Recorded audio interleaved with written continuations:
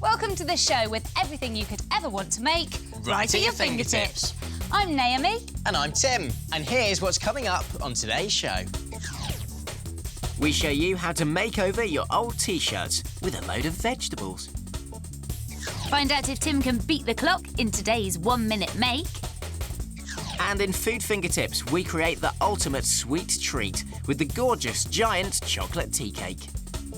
And for details of lots of great fingertips makes, you can check out the website, address at the end of the show.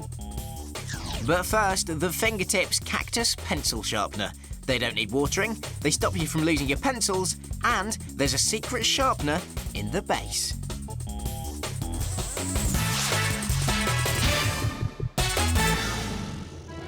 Cactus plants. Amazing.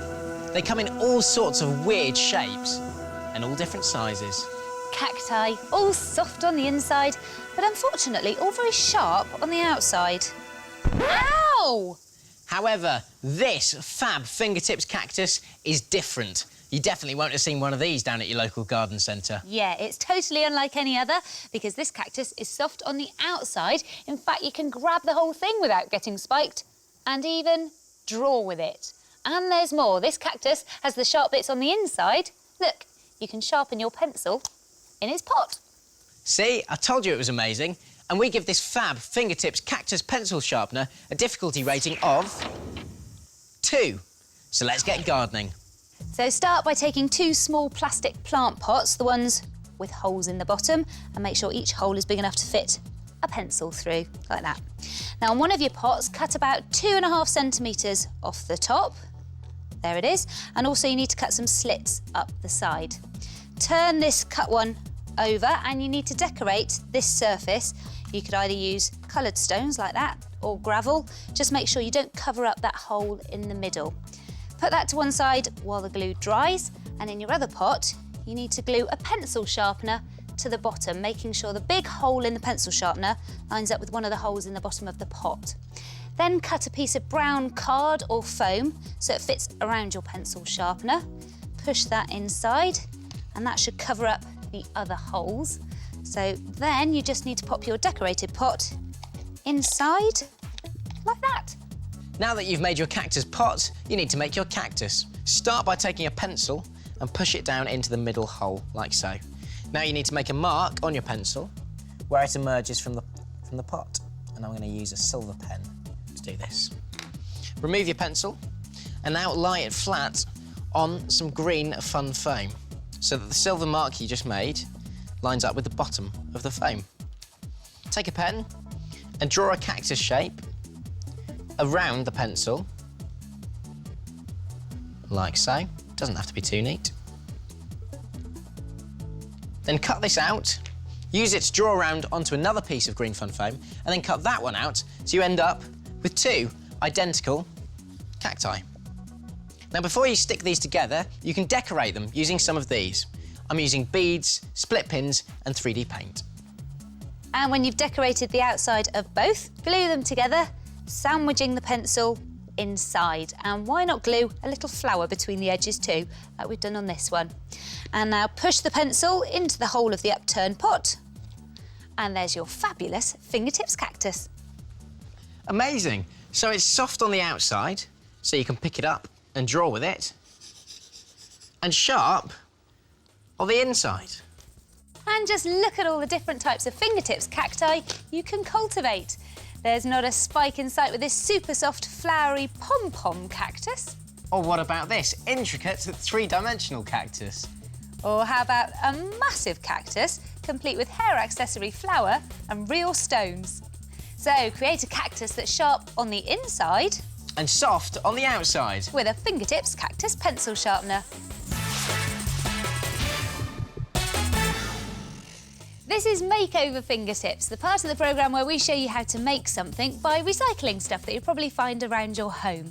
So what about this lot? A pile of vegetables, some rubber gloves, a plain white cotton T-shirt and a sieve. That's not very tasteful, is it? However, with a bit of Fingertips know-how, we're going to show you how to transform these into these Fingertips Veg Dye T-shirts. One for the boys and one for the girls. And we give veg dye t-shirts a fingertips difficulty rating of 2. A simple way to cook up the latest fashion. Begin by placing some chopped beetroot, chopped cabbage and some onion skins into 3 separate bowls. And make sure you get an adult to help you with the chopping. Carefully cover the veg with hot water and soak for 15 minutes. It's a good idea to get a grown-up to help you with this bit too.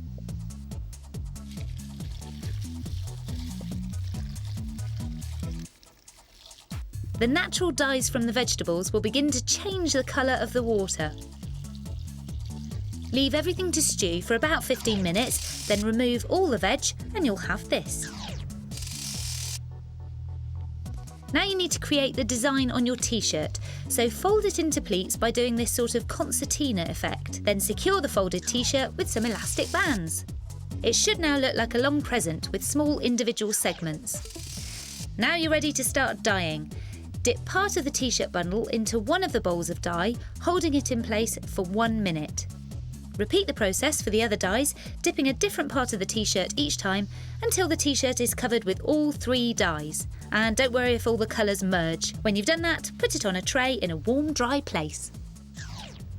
And when you've untied your t-shirt, it should look something like this. It's great, isn't it? It's a good idea to give it a quick hand wash in cold water before you wear it. And we've even stuck on a few beads using fabric glue. And there are all sorts of designs you can do. Have a look at these. We've added some butterflies with 3D paint on this one. You can follow the pattern that the dye makes, as we've done here, to make a pretty flower design. I love that. And we think they look wicked if you just leave them plain too. So why not strut your stuff with your own totally trendy, environmentally friendly, organic fingertips veg dye t-shirt.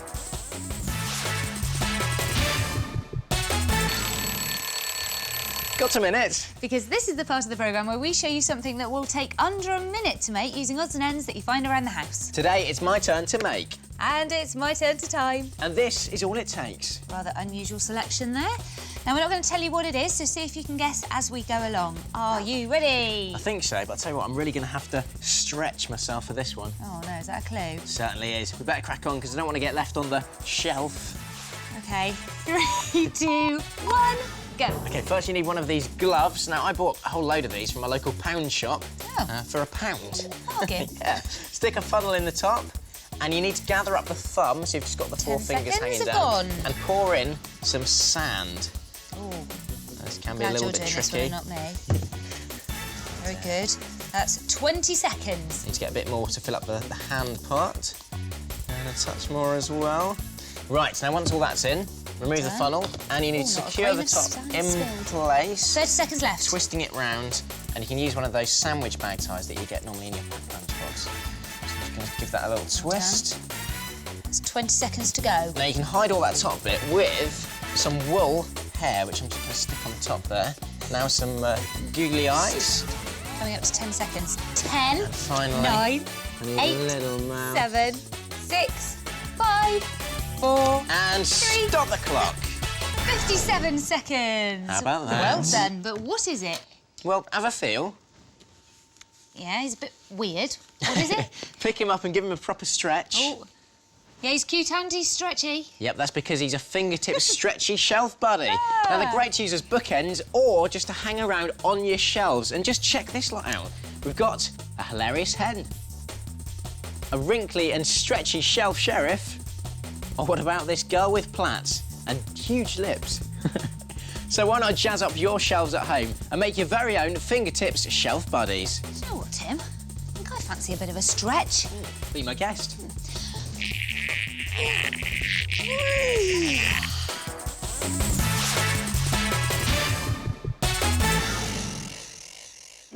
This is Food Fingertips, the part of the programme where we show you food that's fun to make and great to taste. So how about we use this mountain of marshmallows to make this? Well, that's a bit small. Well, actually, I was thinking a tea cake a bit more like this. A giant. Whoa, that's more like it. Heaps of marshmallows covered in chocolate, enough for you and all your friends. Oh, yummy. And we give the giant tea cake a fingertips difficulty rating of 2. So why not give in to temptation and have a go yourself?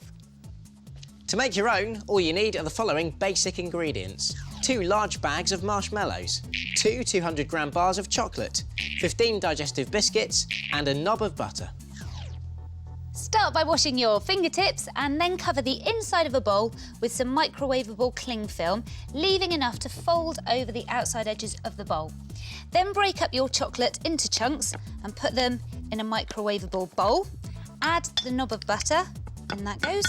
And then get an adult to help you microwave this to melt it down about a minute at a time, taking it out to stir every now and again. When it's melted, be sure to get an adult to help you take it out of the microwave because it will be hot. Now, when it's cooled a little bit, you need to pour about half of the chocolate into the bowl with the cling film. In it goes. There. And then keep the rest to one side for later. Now, you need to kind of rock the bowl around a little bit because you want to cover the sides with the chocolate. So around it goes. And you can also use a pastry brush like this to help you smear it up the edges, because the idea is to try and make a chocolate shell. So take your time doing this, and once you've covered the whole bowl, you can leave it in the fridge for about 20 minutes. While the chocolate shell is setting, you can make the marshmallow inside. Put all your marshmallows in a heat-proof jug and ask an adult to microwave them for you for about 45 seconds. As you can see, they should all sort of melt together. Again, ask an adult to take them out for you as they can get very hot. Now, just put them into your chilled chocolate shell. Just plop it all in and use a spatula to smear it all around. Next, you can make the biscuit base for your giant tea cake. So pop some biscuits into a freezer bag like this, take a rolling pin, and you want to bash them up. I like doing this bit.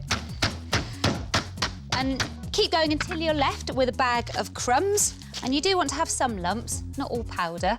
Then open up this bag and pour them into the leftover melted chocolate from earlier. In it goes. Oh, it smells delicious. And give it all a good stir.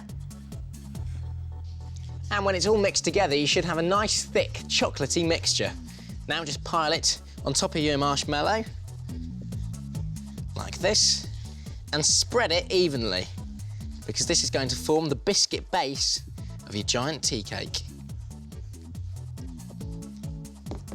And when that's done, just pop the whole thing in the fridge for about an hour so the biscuit base can harden a little. When that's chilled, the next bit is a little tricky, so you might need a helping hand. What you need to do is turn the bowl upside down onto a plate like this one, then ease away the bowl, and you should be left with a dome covered in cling film. So simply peel away the cling film. And here's a fingertips top tip. If any of the chocolate comes off as you're turning it out, you can simply paint on some melted chocolate to patch up the gaps.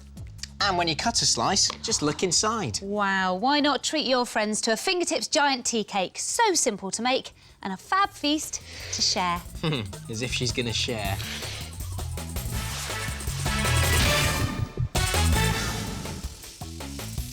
That's it for today. Don't forget to check out the Fingertips website. The address is on the screen right now. And we'll see you again very soon for more Fingertips. See ya. Bye.